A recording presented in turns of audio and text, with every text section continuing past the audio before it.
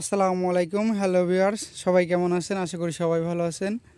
আমি মোহাম্মদ আজমল বায়োগ্যাস নিয়ে কাজ করি। আর বড় মতো আজকেও কিন্তু চলে এসেছি কিশোরগঞ্জ জেলা কটিয়াদি।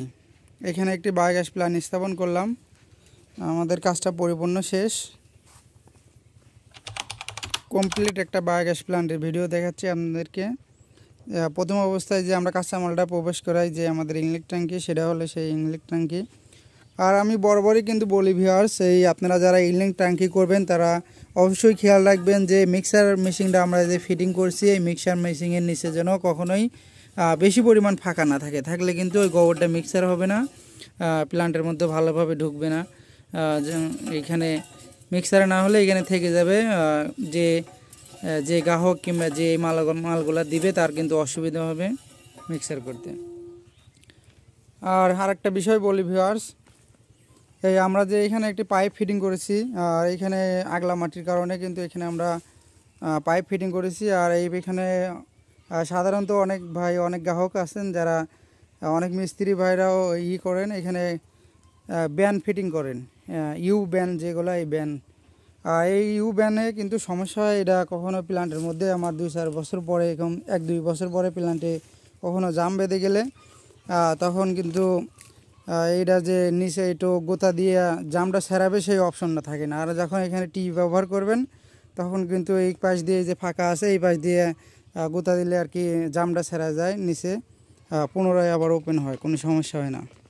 আর ভিউয়ার্স, আপনারা অবশ্যই এখানে যদি কখনও টি ফিটিং করতে চান কিংবা এলবো লাগাতে চান, এলবো না লাগায় টি লাগাবেন, তাহলে আমাদের এই প্রবলেমটা হবে না। আর আমাদের যে গ্যাস ডুমটা বলা হয় ভিউয়ার্স, সেটাই আমাদের সেই গ্যাস ডুম। এই পাইপ দিয়ে গ্যাস বের হবে, এখানে লতা পাইপ লাগায় আমরা চুলাতে নিয়ে যাব একবারে।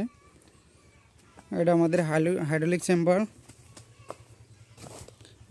যে আমাদের গ্যাস যখন আমরা লিটারটা ভিতরে ঢুকাই, লিটারটা ঢুকানোর পরে যে আপনার গোবরটা গ্যাসটা রেখে যে অবশিষ্ট গোবরটা থাকে, সেই অবশিষ্ট গোবরটা আমাদের এই পাশে দিয়ে পাস হয়, বাইরে হয়ে আসে। আর অনেকেই কিন্তু, আরেকটা বিষয় বলি ভিউয়ার্স, অনেকেই কিন্তু এইখানে চিকন একটা পাইপ ফিটিং করে দেন।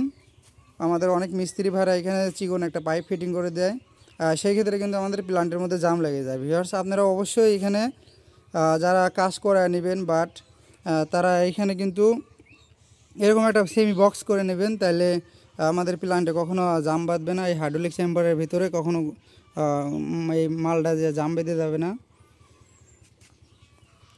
আর আমরা যে জৈব সারের স্যালারি ফিটটা করেছি, এটা আমাদের সেই স্যালারি ফিট জৈব সার। এইখানে পাইপ দিয়ে সেইখানে আমাদের জমা হবে।